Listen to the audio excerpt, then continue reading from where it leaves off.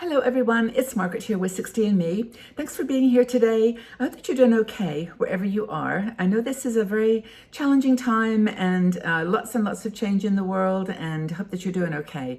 The topic I want to chat with you today though is hopefully going to give you some energy to make the most of this time. I know that there are limitations, and I know that we're going through lots of changes, but I think that it's important that we feel we have a sense of purpose. You know, when we approach retirement age, whether you decide to retire or continue working or do something else with your time that, feels like work. I don't think I'll ever give up working. Honestly, I love the energy of, 60 and Me, doing the videos and articles and working with our bloggers and working with all of you. I mean, by the way, we have a Patreon group that's just turning into the most amazing group. It's patreon.com, 60 and Me.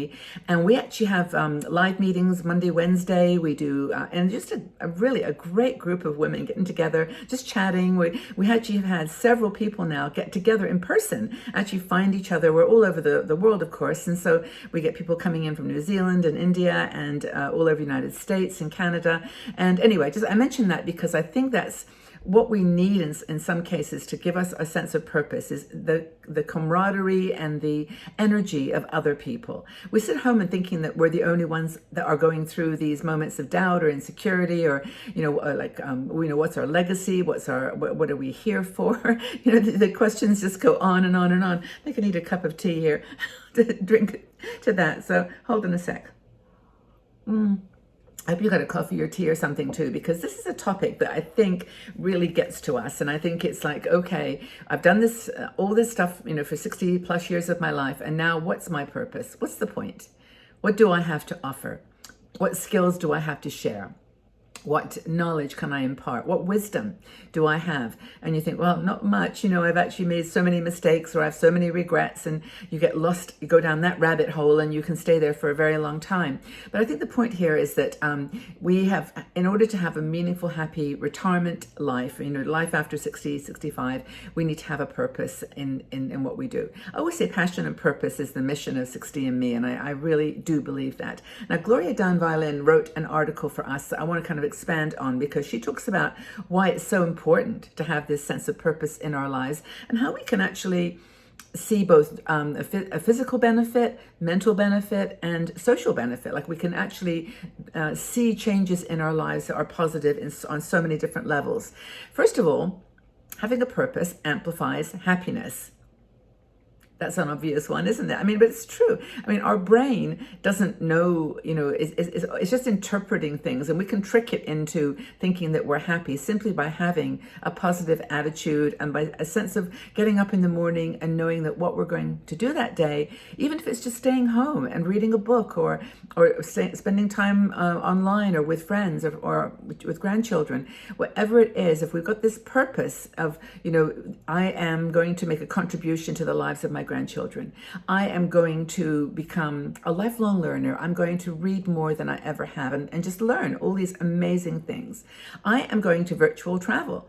I can't travel so much anymore, but I'm going to, for whatever reason. It could be a physical thing. It could be just the situation in the world, but I'm going to travel online. And if you've got a purpose, like you've got, my purpose is to expand my life in the world of travel, reading, cooking, creating, whatever it is. It just makes you feel like there's a reason for getting up. And I know this is hard. Because we're not able right now to engage in, getting a feedback loop in place that makes us feel that it's worthwhile, that it actually is having an impact. But I think that happiness, if you can get, kind of bring that into your world, it magnifies the happy days, and it also amplifies the bad days, in the sense that it negates the negativity. Everyone's going to have bad days, right? You're going to wake up and something's going to happen that's just not going to make you feel good. And if you've got that kind of a core, like a center in yourself, then you know that you can get through the day. Also, on a physical level, it can keep you healthier and stronger. I was actually looking at my notes here, because in the article, Gloria talks about this, that having purpose actually extends life. And there's a woman called Patricia Boyle. She's at the the Rush Alzheimer's Disease Center in Chicago. She says, a sense of purpose is a very robust predictor of health and wellness in old age. Purpose, having purpose extends your life. That's a good thing. and happiness is one thing, but actually being here longer to appreciate it and enjoy it, that's really important. And in this study, they did a study with 1,000 people whose the average age was 80. They actually did psychological testing and physical testing, and found that the ones that had a positive attitude, who had a purpose in their lives, whether it was simply to create something or play a part in online or volunteering or whatever they did. Even an older person, when we say older, I mean 80 is an older number of years, I guess, even though we don't like to put numbers and descriptions around ages, but someone who's been around for 80 years, they were more likely to be free of Alzheimer's and the early stages if they had a purpose, if they had a reason for. And it reminds me, when I was younger, I lived in Colorado, and I lived in a house. I rented a room in a house. It was a big old house. What street was it on? Mapleton? Anyway, it was memory. And I had this landlady. She was in her 80s, and every morning she would get up, get dressed with her, she wouldn't get dressed up in a fancy dress, but she'd be wearing a little dress and a sweater, or maybe she had a little cardigan, and she'd have her hair pulled back, and sometimes she'd put little scarves in her hair, and she'd go out and dig the garden. And this was her purpose. She had the most beautiful garden, and she would dig it.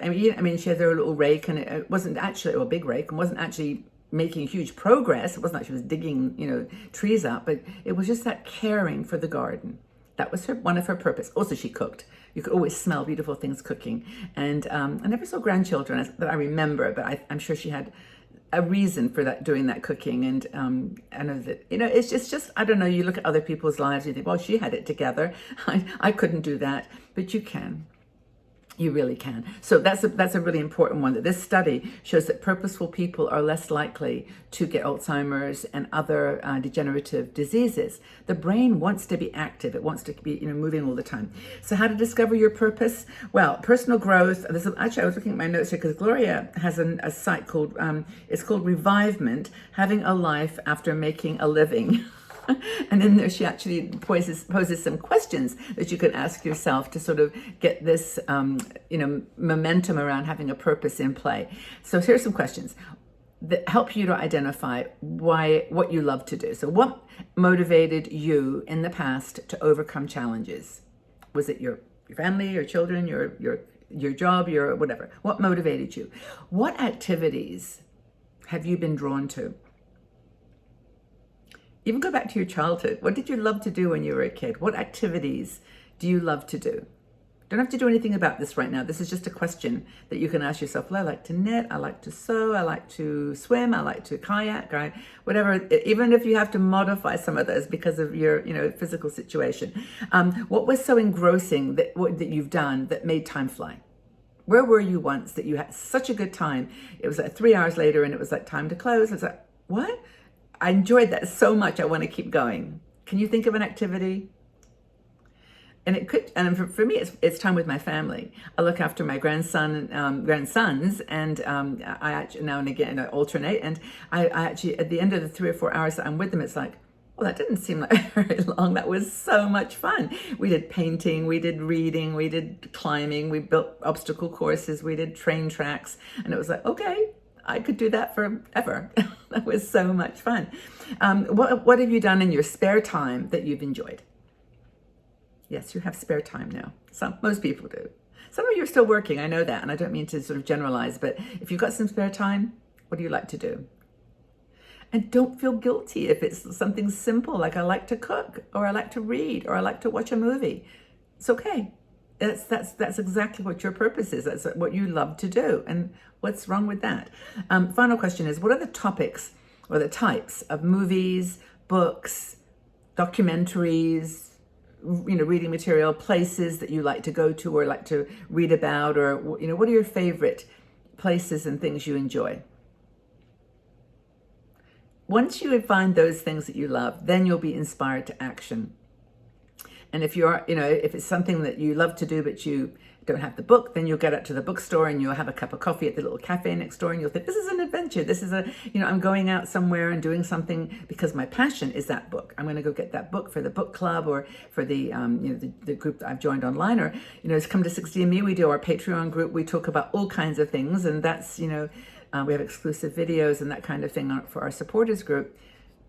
Those are the things that bring joy to your life. I just think this is a great topic, Gloria. Thank you for writing it. So I'd like to know, just tell us a little bit. We've already asked you some questions, but what would you say if somebody asked, what is your purpose in life?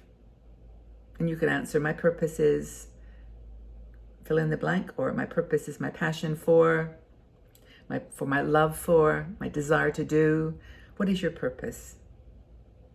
Not to put you on the spot or anything.